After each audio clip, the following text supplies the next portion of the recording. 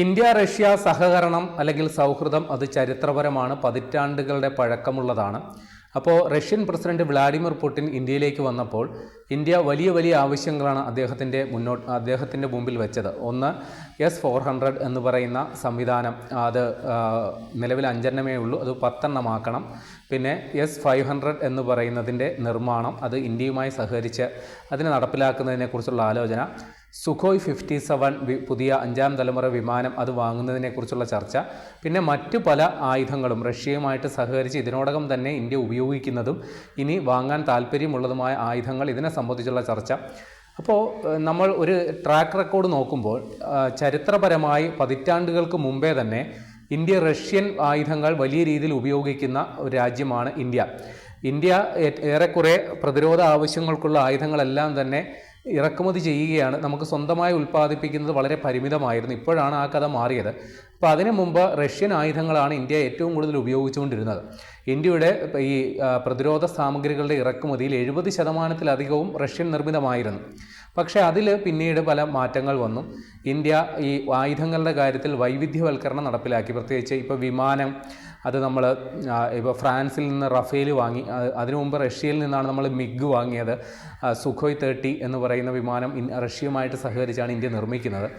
അപ്പോൾ ഇങ്ങനെ ചില പശ്ചാത്തലമുള്ളപ്പോൾ ഇന്ത്യ ആയുധ വാങ്ങലിൽ വൈവിധ്യവൽക്കരണം നടപ്പിലാക്കിയപ്പോൾ റഷ്യ പാകിസ്ഥാനോട് അടുക്കുന്നോ എന്നൊരു ആശങ്ക ഇന്ത്യക്കുണ്ടായി. കാരണം ഇന്ത്യ റഷ്യയുമായിട്ടുള്ള പ്രതിരോധ ഇടപാടുകളിൻ്റെ അളവിൽ വലിയ കുറവ് വരുത്തിയപ്പോൾ റഷ്യ അവരുടെ ആയുധങ്ങൾ വിൽക്കാനായിട്ടുള്ള തൊട്ടടുത്ത വിപണി എന്ന നിലയിൽ പാകിസ്ഥാനെ കണ്ടു എന്നുള്ളതാണ് വാസ്തവം. അപ്പോൾ ആ ഒരു സാഹചര്യത്തിൽ വലിയ രീതിയിൽ പാകിസ്ഥാൻ റഷ്യ സഹകരണം ശക്തിപ്പെടുന്നത് ഇന്ത്യക്ക് വലിയൊരു ആശങ്ക ഉണ്ടാക്കുന്നു എന്നുള്ളതാണ് വാസ്തവം. ഈ ഒരു സാഹചര്യത്തിൽ റഷ്യയെ ഇന്ത്യയോടുകൂടി അടുപ്പിച്ച് തന്നെ നിർത്തുക എന്നുള്ളൊരു അജണ്ടയുടെ ഭാഗം കൂടിയായിട്ടാണ് റഷ്യയ്ക്ക് വൻതോതിലുള്ള പ്രതിരോധ കരാറുകൾ ഇന്ത്യ വാഗ്ദാനം ചെയ്തത് എന്നുള്ളതാണ് പുതിയ വിവരം. കാരണം ഇന്ത്യ തദ്ദേശീയമായിട്ട് നിരവധി ആയുധങ്ങൾ നിർമ്മിക്കുന്നു. Make in India, Atmanirbhar Bharat എന്നൊക്കെ പറഞ്ഞ സങ്കല്പങ്ങൾ നമ്മുടെ മുമ്പിലുണ്ട്. എന്നിട്ട് പോലും റഷ്യൻ നിർമ്മിത ആയുധങ്ങൾ വലിയ രീതിയിൽ വാങ്ങുന്നതിനോ അല്ലെങ്കിൽ റഷ്യയുമായി സഹകരിച്ച് അത് ഇന്ത്യയിൽ നിർമ്മിക്കുന്നതിനോ അങ്ങനെ ശതകോടികളുടെ കരാറിനാണ് ഇന്ത്യയും റഷ്യയുമായിട്ട് നീക്കം നടക്കുന്നത്. അതിൻ്റെ കാരണം ഞാൻ നേരത്തെ പറഞ്ഞതുപോലെ പാകിസ്ഥാൻ റഷ്യ സഹകരണം ഒഴിവാക്കുക എന്നുള്ള അജണ്ടയുടെ പുറത്താണ് എന്നുള്ളതാണ് പുതിയ വിവരം.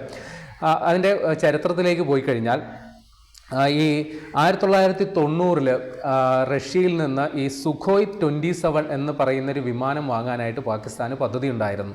അപ്പോൾ അത് സംബന്ധിച്ചുള്ള ചർച്ചകൾ വലിയ രീതിയിൽ മുമ്പോട്ട് പോയി. റഷ്യയ്ക്കും താല്പര്യമായിരുന്നു. പക്ഷേ ഇന്ത്യ ഇടപെട്ട് ഇന്ത്യയുടെ വലിയ സമ്മർദ്ദം വന്നതിനെ തുടർന്നാണ് ആ കരാറ്, അവിടെ 90കളിലെ കാര്യമാണ്, ആ കരാറിൽ നിന്ന് റഷ്യ പിന്മാറിയത്. പക്ഷെ അതിനുശേഷം പല നീക്കങ്ങളും പാകിസ്ഥാൻ്റെ ഭാഗത്തു നിന്ന് ഇങ്ങനെ ഉണ്ടായിട്ടുണ്ട്. അത് എയർ ടു എയർ മിസൈല്, ടാങ്കുകൾ, സ്റ്റെൽത്ത് ഫ്രിഗേറ്റ്, അതായത് നമ്മുടെ ഈ ചെറിയ യുദ്ധ കപ്പലുകൾ, പിന്നെ ആർട്ടിലറി ഗൺ, ഇതൊക്കെ വാങ്ങാനായിട്ട് പാകിസ്ഥാൻ നിരന്തരം റഷ്യയോട് സമീപിക്കുകയും അതിൽ ചിലതൊക്കെ ഇടപാടുകൾ നടക്കുകയും ചെയ്തു. എന്നാൽ ഭൂരിഭാഗം ഇടപാടുകളും ഇന്ത്യയുടെ എതിർപ്പിനെ തുടർന്ന് അത് നടപ്പാകാതെ വന്നു. റഷ്യ പാകിസ്ഥാന് ആയുധങ്ങൾ വിൽക്കുന്നതിൽ നിന്ന് വലിയൊരളവിൽ വിട്ടുനിന്നിരുന്നു.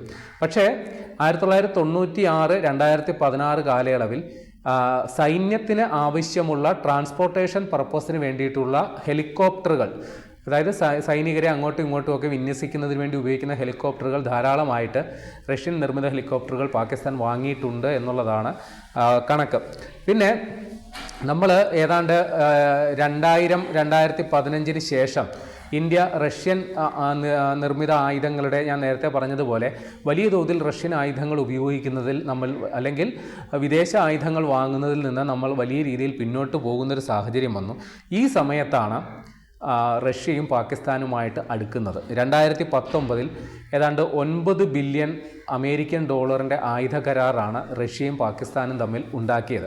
പക്ഷേ രസകരമെന്ന് പറയട്ടെ, ഇത്രയും വലിയൊരു തുകയുടെ കരാർ ഉണ്ടാക്കിയെങ്കിലും ആ തുക കണ്ടെത്താനായിട്ട് പാകിസ്ഥാനെ സഹായിച്ചതുപോലും റഷ്യയാണ്. വലിയ രീതിയിലുള്ള വായ്പ പാകിസ്ഥാന് നൽകിക്കൊണ്ടാണ് ഈ ആയുധ കരാർ റഷ്യ സാധ്യമാക്കിയെടുത്തത്. അപ്പോൾ ഇതിൽ സുപ്രധാന സംഗതി, ഈ ചൈന പാകിസ്ഥാൻ സഹകരണത്തോടെ നിർമ്മിക്കുന്ന JF-17 എന്ന് പറയുന്ന ഒരു യുദ്ധവിമാനമുണ്ട്. അപ്പോൾ അതിന് വേണ്ട എഞ്ചിനുകൾ RD-93 എന്ന് പറയുന്ന എഞ്ചിനുകൾ അത് റഷ്യയാണ് നൽകേണ്ടത്. അപ്പോൾ ചൈനയും റഷ്യയുമായിട്ടാണ് ഇത് സംബന്ധിച്ചൊരു കരാറുണ്ടായത്.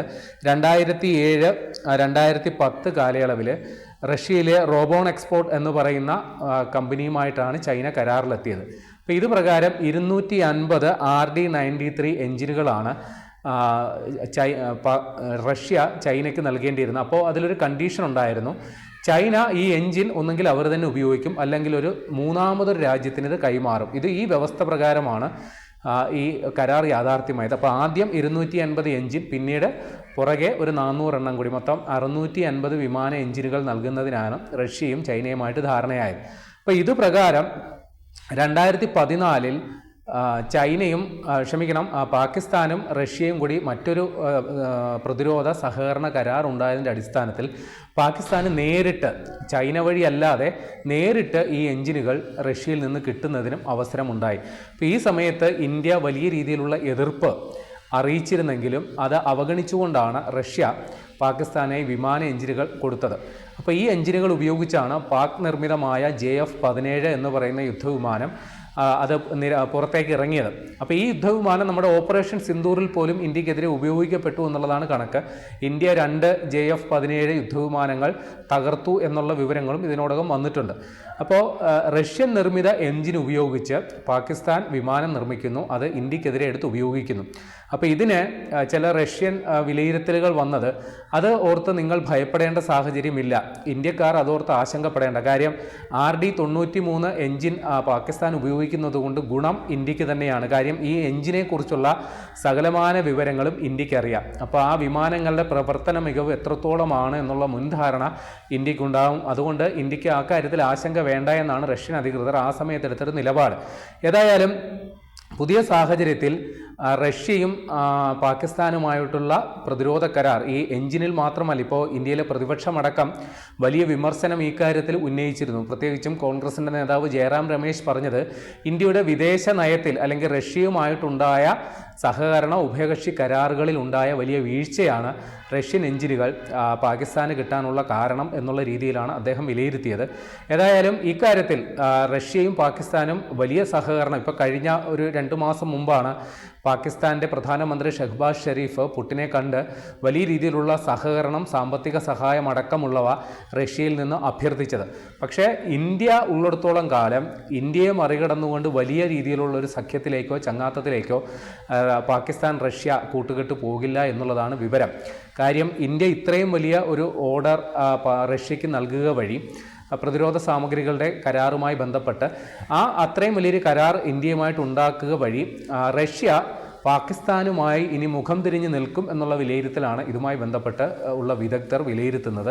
കാരണം പാകിസ്ഥാൻ ഈ ആയുധങ്ങൾ അത് വാങ്ങുന്നതിന് ഉള്ള ശേഷി കുറവ് തന്നെയാണ് പ്രധാന കാരണം. അവർ വലിയ ആവശ്യങ്ങളുമായിട്ട് മുമ്പോട്ട് വന്നാൽ പോലും അവർക്ക് റഷ്യൻ ആയുധങ്ങൾ വാങ്ങാനായിട്ടുള്ള സാമ്പത്തിക ശേഷി ഉണ്ടോ, അല്ലെങ്കിൽ അതിനുവേണ്ടിയും ലോകബാങ്ക് വായ്പ പോലെയുള്ള വലിയ വായ്പകൾ റഷ്യ തന്നെ മുൻകൈയെടുത്ത് നൽകേണ്ട ഒരു സാഹചര്യമുണ്ട്. അതുകൊണ്ട് പാകിസ്ഥാനുമായിട്ട് ഇടപാട് നടത്തുന്നതിൽ റഷ്യക്ക് വലിയ താല്പര്യമില്ല.